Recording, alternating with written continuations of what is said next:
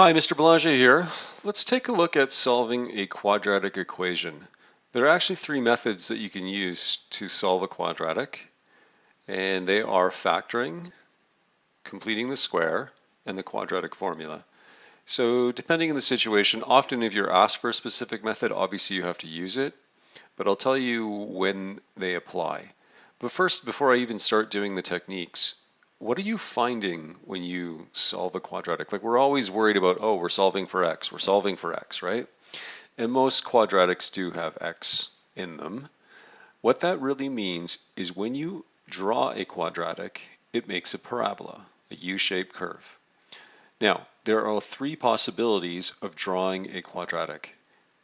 It could be drawn so that it touches the x-axis of a graph at two spots. What that means is that particular quadratic has two distinct solutions that you could find. It is possible to draw a quadratic where only the vertex touches the x-axis at one single point. So it is possible to find only one answer. And of course, you could draw a quadratic that doesn't even touch the x-axis. And that doesn't matter if it points up, like my example. It could obviously point down, so could these guys point down. It is possible to get zero solutions. That's often encountered when you use the quadratic formula and you get to the square root part and there's a negative inside and you can't take the square root of a negative. That's an indication you've got a parabola that won't touch the x-axis. But anyhow, back to solving. So how do you solve? Let me take one single example and do it all three ways so that you can see how I'm going to get the solution. And of course, I'll get the same solution every single time.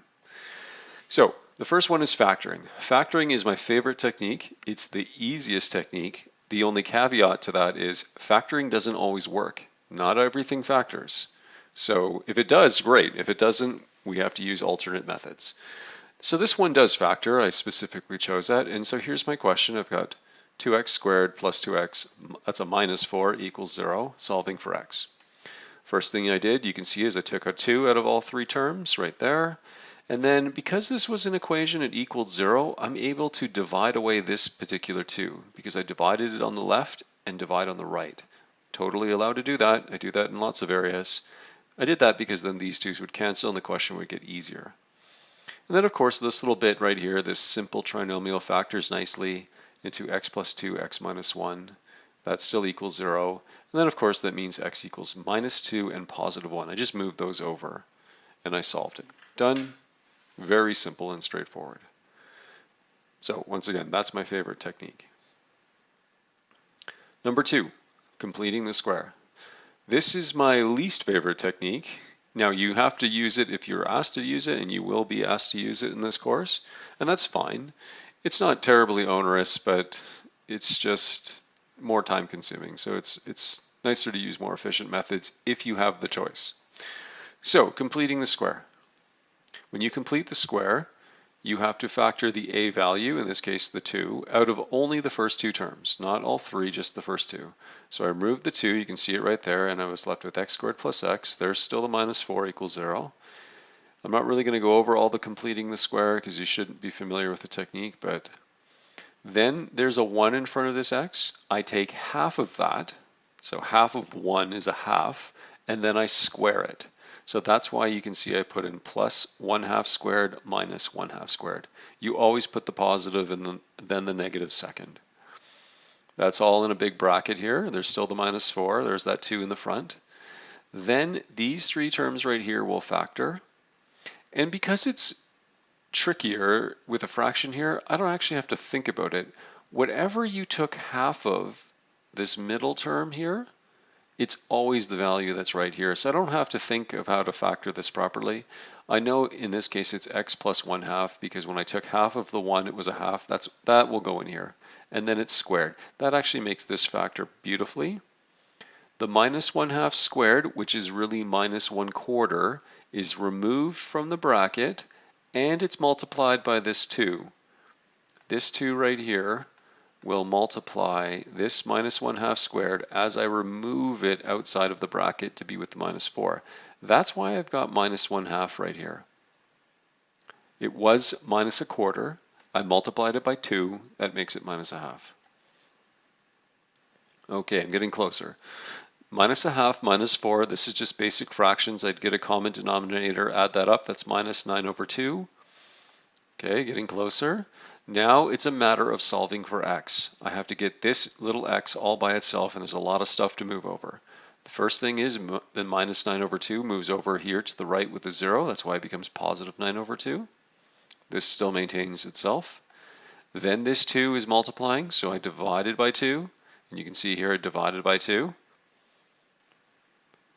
Those 2's canceled, so now I've got x plus 1 half squared equals 9 over 4. When I went 9 halves divided by 2, that made 9 over 4. That's basic fraction stuff. I'm not going to review that at grade 11 level. Getting closer. Next, I want to get at the x, so that squared has to go, so I have to take the square root of both sides of the equation. But remembering, this is a thing that people often forget, the plus and minus comes into play here. There's two values when you take a square root, actually. Not just the positive one, but a minus one. That root kills the squared. It's gone. They just undo each other. So now I have x plus a half.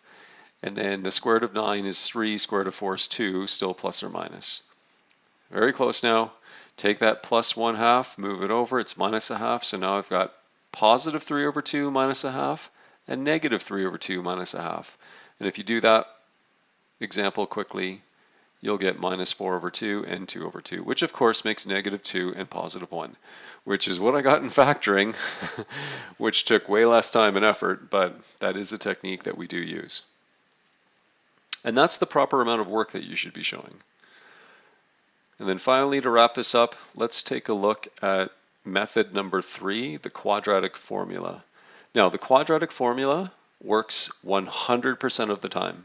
There's no situation where it doesn't work. Now, that doesn't mean that if you use it, that you can't get no answer. Of course, you can get no answer, 0 solutions. That is possible, or 1 or 2. Also, the completing the square also works 100% of the time. You can always use that method. It's factoring that only is temperamental. To do the quadratic formula properly, you should be writing the quadratic formula. Don't be lazy, write out the formula. I do every single time. X equals minus b plus or minus b squared minus 4ac over 2a. There's my original equation again. So now I know the a value is that 2, the b value is that plus 2, and the c value, of course, is minus 4.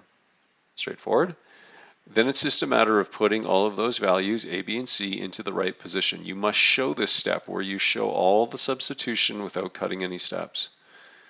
Then from there, it's just a matter of basic arithmetic, right? You're just calculating. So 2 squared is 4, this makes plus 32, all over 4, right? 2 times 2.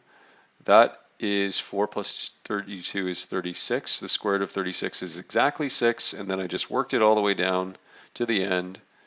And lo and behold, I got minus 2 and 1, right? In math, there's only one correct answer, but this is an example that shows there's often multiple pathways to get it. So this is an example of solving a quadratic by the 3 methods that are possible: factoring, completing the square, and the quadratic formula, and how to show your work properly. Thanks a lot. Good luck to you.